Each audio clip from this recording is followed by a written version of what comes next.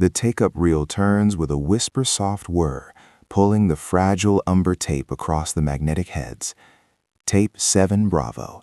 The label, typed on an old cursive machine, reads Ashworth Parapsychological Ward, Patient Intake Interview, 1973. My job is simple, if tedious. Digitize these forgotten histories before the oxide flakes off and they're lost forever. I am the sole librarian of lost voices, here in the sub-basement of the university's media archive. Down here, the air is cold and carries the dry, papery scent of decaying cardboard and aging plastic. The only light is the warm amber glow from the VU meters on my deck and the cold blue-white glare of the monitor. It's well past midnight. The concrete building above me is a silent giant, asleep. I prefer it this way. Silence is the canvas on which I work. I slip on my headphones, heavy cans that cut my ears and seal out the world. The tape hiss begins, that gentle rain of analog sound. The intake interview itself is mostly dead air. The patient, a woman named Eleanor Vance, according to the logs, was apparently catatonic. There are long, yawning stretches of absolute silence, broken only by the occasional sigh or muffled question from a Dr. Alistair Finch. For minutes at a time, there is nothing, just the sound of an empty room 40 years ago. It's in these silences that I first notice it, a sound so low and so persistent I initially mistake it for the electrical system in this old building. It's a hum, a deep, almost subsonic thrumming that sits right at the bottom of the frequency range. 60-cycle hum from the bad ground wire, I tell myself, standard for old recordings. I make a note in my log, persistent low-frequency hum requires 60 Hz notch filter. I listen closer, trying to isolate it. It doesn't waver. It doesn't have the characteristic texture of an electrical fault. It's cleaner. It sounds less like a flaw in the recording and more like the recording of a flaw, like the microphone was placed on top of a running refrigerator. But the log for the Ashworth recordings is meticulous. Dr. Finch's notes specify a sound-treated room, a single U-47 microphone on a stand in the center. No refrigerators, no air conditioning units, nothing that could generate such a perfect, unwavering hum. It's nothing, I think, as I adjust the EQ, sliding the lowest band down until the hum recedes. Probably a faulty capacitor in the original tape deck. These things are fossils. Their ghosts are to be expected. Still, as the silence of the tape floods my ears once more, I find myself listening for it. The space where it was feels emptier than the silence that remains. It's the kind of wrongness that doesn't scream, but whispers. The kind you can explain away, even as it plants a seed of doubt deep in the back of your mind. A sound that shouldn't be there is gone, so why do I feel like I'm still hearing it? I work through 2 more tapes, the hum a recurring, unwanted guest on each one. I filter it, log it, and try to ignore the way it seems to settle in my bones. But by the time I thread tape 10 onto the deck, the wrongness begins to compound. Amidst the now familiar hum, a new set of sounds emerges. They are faint, rhythmic, and entirely out of place. A dry, rasping cough, a soft scuff like a leather shoe on linoleum, and then a sequence of 3 sharp clicks. They are not part of the interview. They sound closer, more immediate, yet still veiled by the tape's hiss. A few minutes later, the sequence repeats. The same cough, the same scuff, the same 3 clicks. Exactly a perfect loop. I pull the logs again. Tape 10, subject E. Vance, dream journal narration, unprompted. The notes are explicit. Subject spoke for 14 minutes, no other personnel present. Session terminated when subject fell silent. My first thought is tape bleed through, an echo from an adjacent layer of tape on the reel. It's rare with quarter-inch tape, but possible. I make a note, my pen feeling heavy in my hand. But then the loop breaks. This time it's the cough, the scuff, and only 2 clicks. My stomach tightens. A loop wouldn't do that. I try to rationalize it. Maybe Dr. Finch was in an observation room with a hot mic. Maybe he was the one making the sounds, pacing, clicking his pen. Then I get clumsy. Reaching for my coffee, I knock my own pen off the console. It clatters to the concrete floor. In my headphones, the phantom clicks from 40 years ago stop, utterly. I freeze, my hand hovering in the air. The tape continues its silent hiss, the deep hum still underpinning everything, but the rhythmic noises are gone. My heart hammers against my ribs. A coincidence. It has to be a coincidence. A silent passage on the tape happened to align perfectly with me dropping my pen. The odds are astronomical, but not impossible. It's the only explanation that doesn't fracture reality. I force myself to keep listening.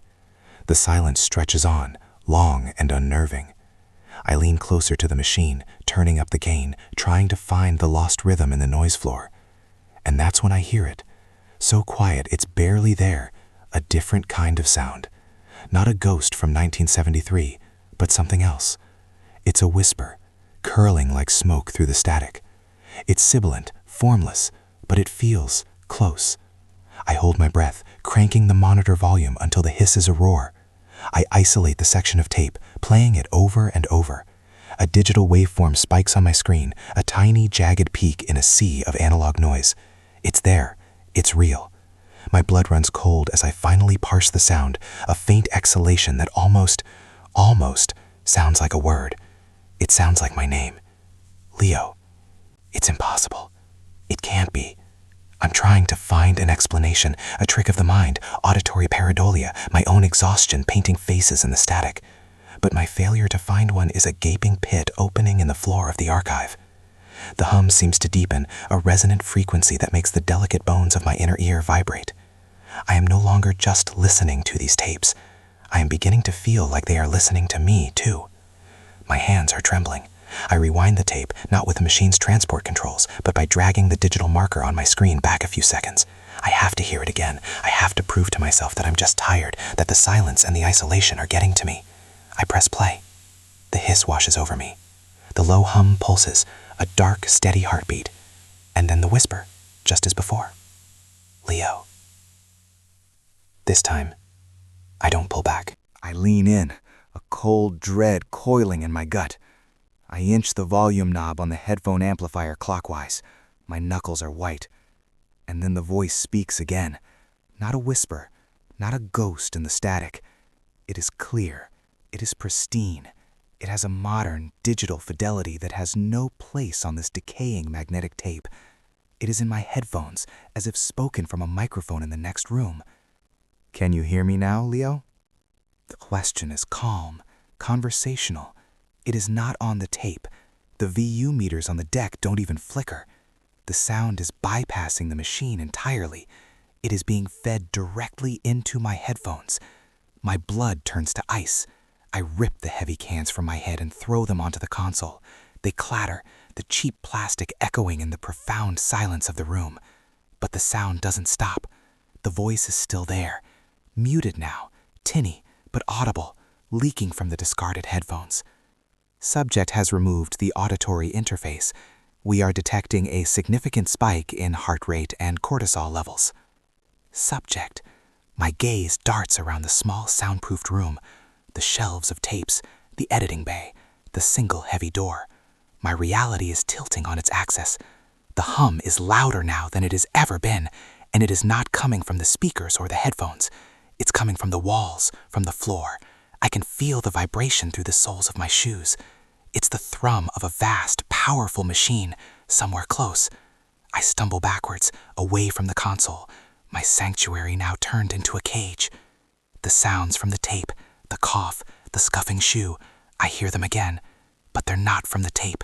They're muffled, distant, coming from beyond the door, as if there are people standing just outside. Panic, raw and absolute, seizes me. I scramble for the door, my fingers fumbling for a handle, a knob, a lock. There is nothing, just a smooth, flush surface, no seams, no hinges, a solid slab of steel covered in gray acoustic foam.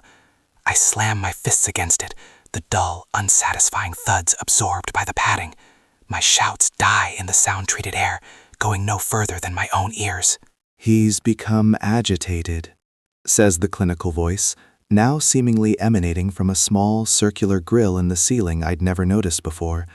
A speaker. "Response to stimulus is becoming violent. Recommend sedation." A sharp hiss cuts through the air. From another vent, a pale, sweet-smelling mist begins to pour into the room. It smells like almonds and antiseptic.